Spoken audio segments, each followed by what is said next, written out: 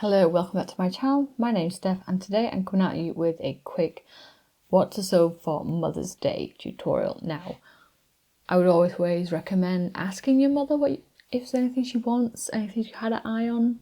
It's just, you're giving a gift that is going to be well received. Of course, you're giving from the heart, so it'll always be well received. But you know what I'm saying, right? Gone are the days where we're giving pasta stuck on paper, though I'm sure those beautiful cards are well adored. First off, we are jumping in with a really fun pattern which I've never seen before, and it is a photo quilt. Now, I will grant you that this isn't the quickest of makes and it does seem a little bit convoluted, but I think it's such a thoughtful way to display your pictures.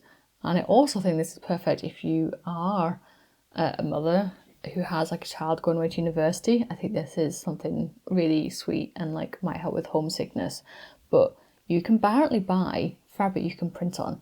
Now, I included the link to tutorials and the lady talks about like some of the mistakes that she's made as well, so hopefully you can avoid these in your photo quilt. Now, next up, I will say these are things that I would love to have in my life to be gifted to me, but my child is 3 and can't sew, and neither can my husband.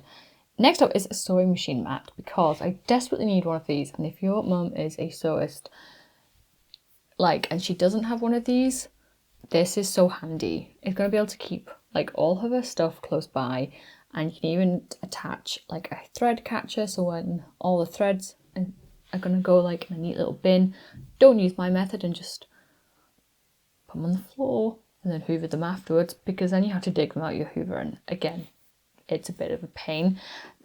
There is so many different these that you can get online for free, and the beauty is you can like choose some absolutely gorgeous fabric or you can use scraps. It's entirely up to you. Next up is a laptop sleeve, because a lot of people do work from home and work from the office, work out and about. There's so many different methods of working now, content creation as well. You're usually going to have a tablet or an iPad or a laptop, and I think having a really cute slimline case in really beautiful fabric will never go down as a gift that's not going to be well received. And then it's going to protect it when you're shoving it in your bag. You're not going to end up feeling like over precious. You don't want your case to get mucky as well. This is just going to keep everything nice, and depending on what you choose, this is a good way to practice your binding as well if you've not tried that before. Now, next up on our list is fabric storage bags, because I think this is they're really handy. So if your mum's any sort of hobbyist of any type, these come in super handy for putting craft supplies in and have the added advantage of looking absolutely adorable, cute. This one has a picture of a plant pot in it. Not sure why you want to stick a plant pot in it, but you might want matching plant pots. You can make them in so many different sizes, so many different designs for the baskets as well, and so many really good tutorials on how to make them. Now you can make them like square bottoms, or if you want to start practicing sewing in the round, there's some circular ones as well. Now, I told you this was going to be a quick make. This is project number 5, and it is a 1-yard apron.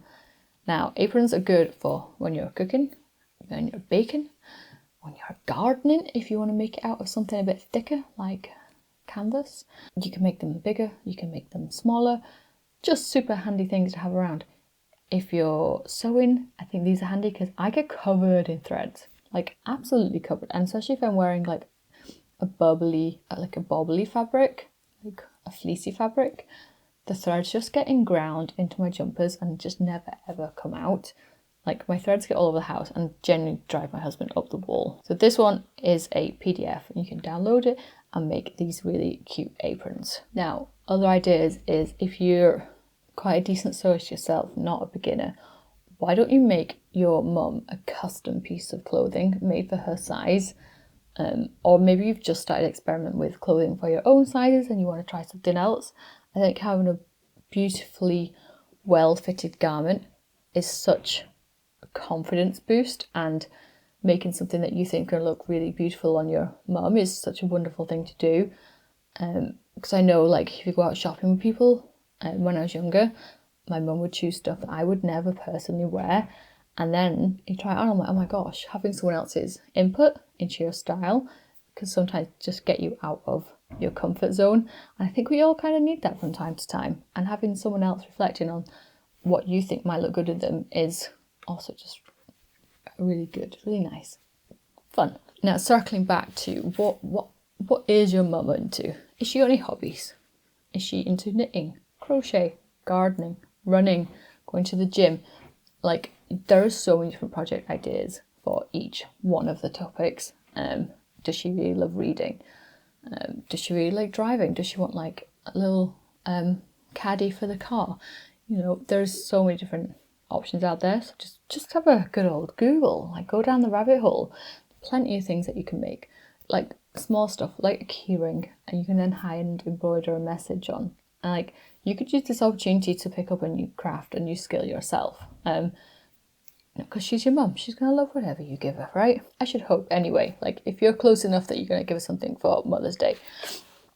Now, if your parent is someone crafty, I would also recommend looking into notions, like bits and pieces, because notions are always fun, like to buy and to gift.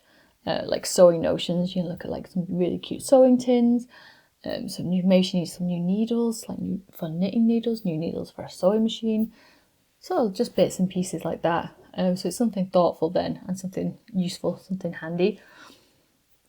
But that wraps it up. Honestly, super quick. Just trying to give you a few ideas. And yeah, what are you going to make? Let me know in the comments down below.